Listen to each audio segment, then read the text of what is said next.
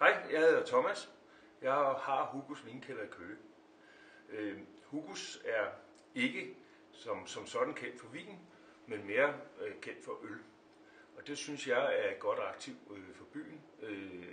Blandt andet er der ølentusiaster, som er på ferie i området, og så ved de godt, at Hugos, de har nærmest en paløre, hvor de kan se, at Hugos er på, og så kommer de gerne forbi Køge for at smage nogle spændende øl.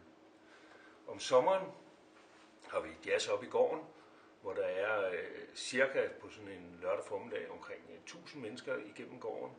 Og der ved jeg også, at der kommer mange mennesker udefra for at høre musik og opleve den gode stemning i byen. Jeg støtter op omkring markedsføringen, fordi at det er et godt aktiv for byen, og det er med til at sætte Køge på Danmarkskortet.